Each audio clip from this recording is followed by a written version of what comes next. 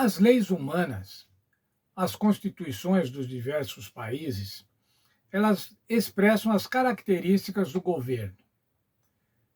Por exemplo, as leis de democracias liberais, ou as leis de países totalitários, de ditaduras, ou de ditaduras de democracias do proletariado, ou países socialistas. Esse conjunto de leis, a Constituição mais as leis, definem as relações entre o governo e os governados, e entre os governados. A lei de Deus também expressa o caráter do governo divino. Veja, irmãos, a Bíblia diz que Deus é amor. Portanto, a sua lei deve expressar o amor. O amor é o fundamento da lei. Quando Deus promove sua lei, está promovendo o amor. Por isso, Jesus morreu para salvar os pecadores, para exaltar a lei e, ao mesmo tempo, oferecer a sua graça. Com isso, o Senhor poderia, ao mesmo tempo, ser justo e justificar os que creem. Que expressão extraordinária do amor! Assim, a lei de Deus não é invalidada pelo plano da redenção. Em vez disso, a lei de Deus é confirmada no plano da redenção. Veja o texto do apóstolo Paulo em Romanos, capítulo 3, os versos 24 a 26. Nós somos justificados pela graça, mediante a redenção que há em Cristo. É para manifestar a sua justiça através do sangue como propiciação. Deus então perdoa os nossos pecados, é justo e justificador daqueles que têm fé em Jesus.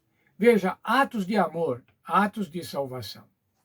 O que o apóstolo Paulo fala sobre a lei, mesmo após a morte do Senhor Jesus. Veja Romanos 6, 1 a 3.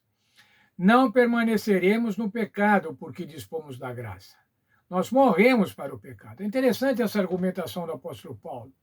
Ele fala assim, bom, já que nós temos a graça e temos a graça por conta do sacrifício do Senhor Jesus, essa graça perdoa os nossos pecados, então nós vamos continuar pecando? Não, de maneira nenhuma, nós estamos mortos para o pecado. E o que é o pecado? Pecado é a transgressão da lei. É como se o apóstolo Paulo estivesse falando assim, nós agora vamos transgredir a lei por causa da graça, porque temos a graça? Não, de maneira nenhuma. Nós morremos para o pecado, morremos para as transgressões da lei. Romanos 7, de 7 a 12, nós encontramos o seguinte conceito: a lei me faz conhecer o pecado, e a lei é santa, e o mandamento é santo, justo e bom. Alguns acreditam que a graça e a redenção anulam a lei, mas Paulo deixa claro que jamais devemos continuar pecando para que a graça aumente. Pelo contrário, os que estão em Cristo mediante a fé foram batizados na sua morte e devem, portanto, considerar-se mortos para o pecado, mas vivos para Deus. Para então, o que serve a lei? A lei serve para definir o que é pecado, evidenciar o pecado, para quando evidenciar o pecado, nós agora possamos correr para o Senhor Jesus, correr para a salvação, para o perdão da graça, correr para o sacrifício do Senhor Jesus, que é o único que pode nos livrar dos nossos pecados. A lei de Deus não possui ligação com o pecado, mas torna o pecado e a nossa pecaminosidade mais visíveis para nós. É por isso que a lei é santa e o mandamento é santo, justo e bom. Ela revela como nada mais nossa necessidade de salvação, que só vem por meio de Cristo. Assim, não anulamos a lei por meio da fé, mas, pelo contrário, confirmamos a lei. Eu me lembrei agora, irmãos, de um sintoma físico que temos, que é a febre. Para que serve a febre, irmãos? A febre serve para anunciar que tem alguma coisa errada, para que a gente vá buscar o remédio, para que a gente vá buscar um diagnóstico. Se não tivesse a febre, nós poderíamos morrer de doenças tolas, porque não teríamos o anúncio dessa doença e não poderíamos nos medicar. Assim, irmãos, a lei de Deus não salva, mas a lei de Deus mostra que tem alguma coisa errada, mostra que nós estamos pecando, e aí mostrando, como a febre mostra que tem alguma doença, A lei mostra que tem uma doença espiritual e que nós podemos encontrar a solução, podemos encontrar o remédio no sacrifício do Senhor Jesus Cristo. E esse remédio é gracioso. O Senhor Jesus não veio abolir a lei. Nós não somos salvos pela lei, mas ela nos conduz para a salvação, que é unicamente em Cristo. Cristo não veio abolir a lei, mas para cumprir tudo o que havia sido prometido na lei e nos profetas.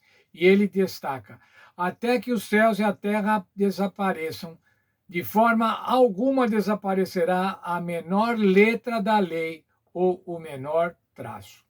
Palavra do Senhor Jesus no Sermão da Montanha. A lei de Deus, como ele, é eterna. A lei expressa a santidade de Deus, seu caráter perfeito de amor, justiça, bondade e verdade. Em relação a isso, observe que, de acordo com Êxodo 31:18, o próprio Senhor escreveu a lei, os 10 mandamentos, em tábuas de pedra.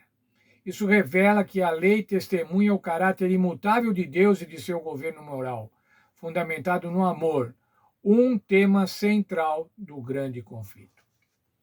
A lei e amor estão intrinsecamente ligados. Veja João 14:15, falando agora do nosso relacionamento de amor e a lei. Se me amais, guardareis os meus mandamentos. Por que é que obedecemos a lei, irmãos? Para sermos salvos? Não. Nós obedecemos a lei porque já somos salvos. Obedecemos a lei por amor ao Senhor Jesus Cristo que nos salvou. Muitos taxam, às vezes, os adventistas de legalistas. Os adventistas são legalistas. E falam isso por conta do sábado, por causa do mandamento do sábado. Guardamos o mandamento do sábado para ser salvos, irmãos? Não, guardamos o mandamento do sábado, porque já fomos salvos, conforme Deuteronômio fala. Guardarás o sábado, porque eu livrei vocês da escravidão do Egito. Nós guardamos o mandamento do sábado, porque o Senhor nos criou e tornou o sábado santo.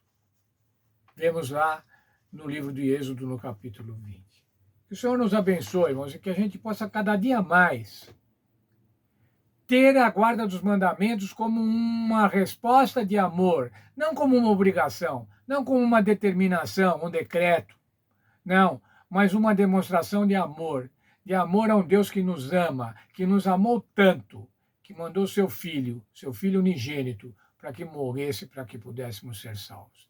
Que Deus nos abençoe e que nós possamos, dessa forma amorosa, sermos totalmente obedientes ao nosso Deus.